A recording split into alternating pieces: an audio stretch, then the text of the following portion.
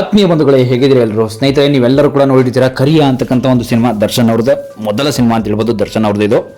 But ಏನಂತಂದರೆ ದರ್ಶನ್ ಅವರ ಕರಿಯ cinema release ಆಗ್ತಾ ಇದೆ ಅಂತ ಕೂಡ ಅಪ್ಡೇಟ್ ಬಂತು. ಬಟ್ ಏನಂತಂದರೆ ಮತ್ತೆ ರಿಲೀಸ್ಗೆ ಜೋಗಿ ಪ್ರೇಮ್ ಕೂಡ ಸಾಥ್ ಕೊಡ್ತಾ ಇದ್ದಾರೆ.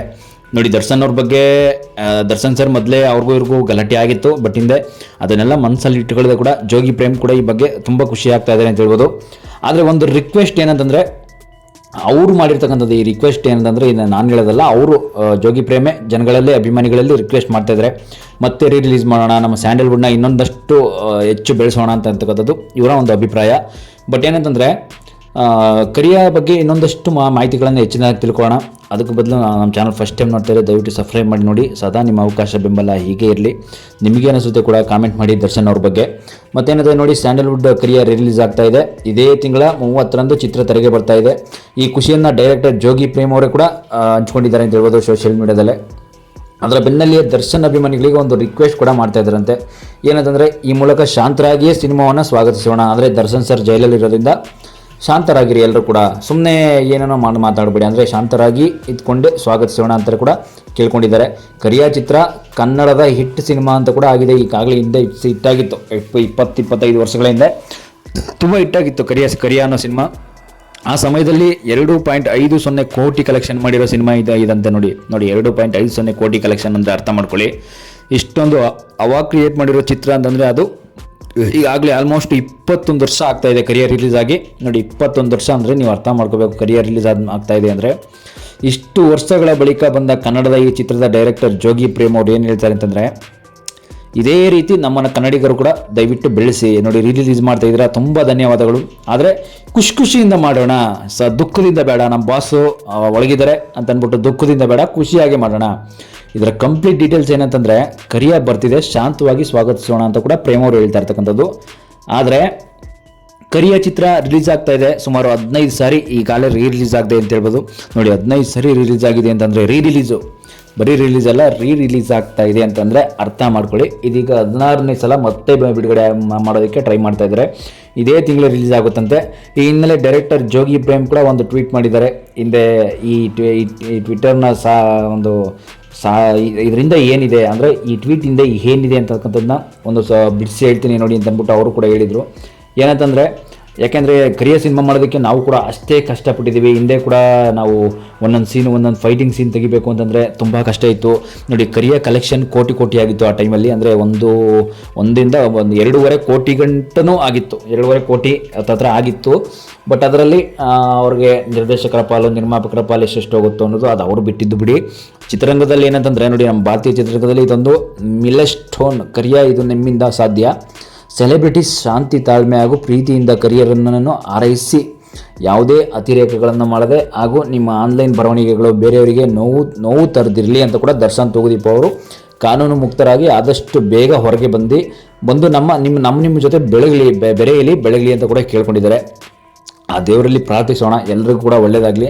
ನಿಮ್ಮ ಪ್ರೀತಿಯ ಜೋಗಿ ಅಂತಲೇ ಕೂಡ ಬರ್ಕೊಂಡಿದ್ದೀನಿ ಅಂತ ಕೂಡ ಅವರೇ ಸ್ವತಃ ಹೇಳ್ಕೊಂಡಿದ್ದಾರೆ ಜೋಗಿ ಪ್ರೇಮ್ ಅವರೇ.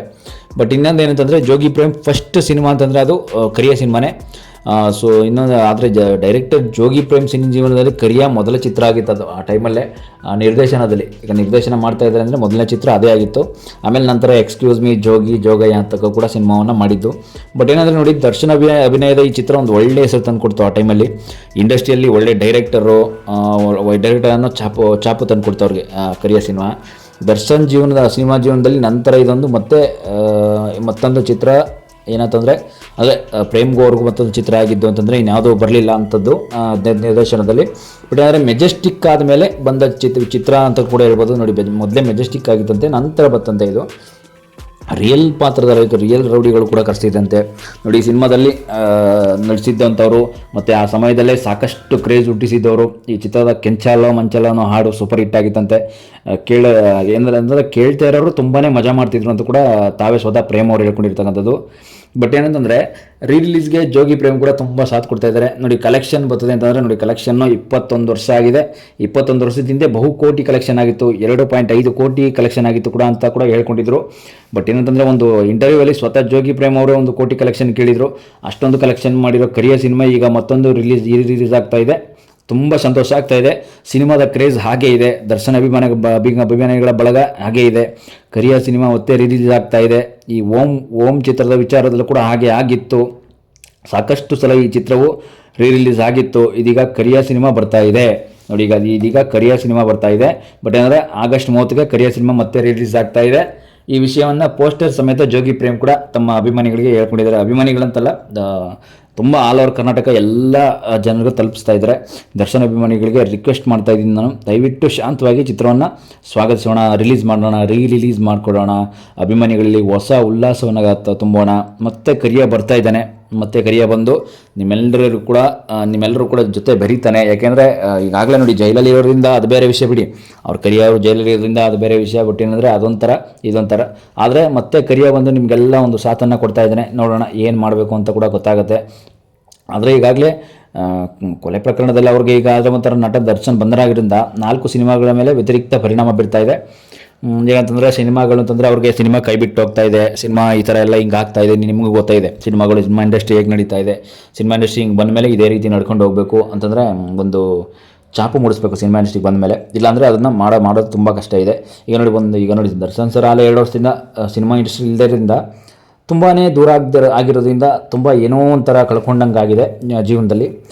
ಯಾಕೆಂತಂದರೆ ಈಗಾಗಲೇ ಸಿನಿಮಾ ಇಂಡಸ್ಟ್ರಿಯಲ್ಲಿ ಸಿನಿಮಾಗಳು ಕೂಡ ಕೈ ಬಿಟ್ಟು ಹೋಗ್ತಾ ಇದೆ. ಅವ್ರು ಇಷ್ಟೊತ್ತಿಗಾಗಲೇ ಎಷ್ಟೆಷ್ಟೋ ಆಫರ್ಗಳು ಸಿನಿಮಾ ಮಾಡಬೇಕಿತ್ತು, ಇಲ್ಲ ಅಂತಲ್ಲ, ಎಷ್ಟೆಷ್ಟೋ ಆಫರ್ ಸಿನಿಮಾ ಮಾಡಿದರೆ ಇಷ್ಟೊತ್ತು ಕಾಲ ಎಲ್ಲೋ ಇರ್ತಿದ್ರು.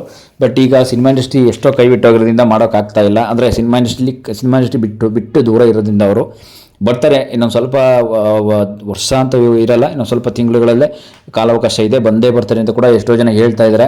ನೋಡೋಣ. ಅಂದರೆ ಜಾಮೀನಿಗೆ ಅರ್ಜಿ ಹಾಕಿರೋದ್ರಿಂದ ಸಿಗುತ್ತೆ ಅಂತ ಕೂಡ ಲಾಯರ್ಗಳು ಕೂಡ ಎಷ್ಟೋ ಜನ ಹೇಳ್ತಾ ಇದ್ದಾರೆ. ಆದರೆ ಎಷ್ಟು ದಿನ ಟೈಮ್ ಹಿಡಿಬೋದು, ಏನಾಗ್ತಾ ಇದೆ ಅಂತಕ್ಕಂಥದ್ದು ಯಾರಿಗೂ ಕೂಡ ಗೊತ್ತಾಗ್ತಾ ಇಲ್ಲ. ನೋಡೋಣ, ಆದಷ್ಟು ಬೇಗ ದರ್ಶನ್ ಸರ್ ರಿಲೀಸ್ ಆಗಲಿ. ಮತ್ತು ಜೊತೆಗೆ ಮತ್ತೆ ಕರಿಯ ಆಗ್ಬೋದು, ಅವ್ರ ಮೆಜೆಸ್ಟಿಕ್ ಆಗ್ಬೋದು, ಇನ್ನೂ ಸಿನಿಮಾ ಏನಂತೀರೋ ಅದು ಕೂಡ ರಿಲೀಸ್ ಆಗುತ್ತಂತೆ ಅಂತ ಕೂಡ ತುಂಬ ಪೋಸ್ಟರ್ಗಳ ಮೂಲಕ ಎಲ್ಲ ಕಡೆ ಅಭಿಮಾನಿಗಳು ಸಂಭ್ರಮ ಆಚರಿಸ್ತಾ ಇದ್ದಾರೆ. ಬಟ್ ನೋಡೋಣ ಏನು ಮಾಡ್ತಾರೆ, ಮತ್ತು ಏನಾಗುತ್ತೆ ಮುಂದೆ ದರ್ಶನ್ ಸರ್ ಬಗ್ಗೆ ಇನ್ನೊಂದಷ್ಟು ಮಾಹಿತಿಯನ್ನು ತಿಳ್ಕೊಳ್ಳೋಣ.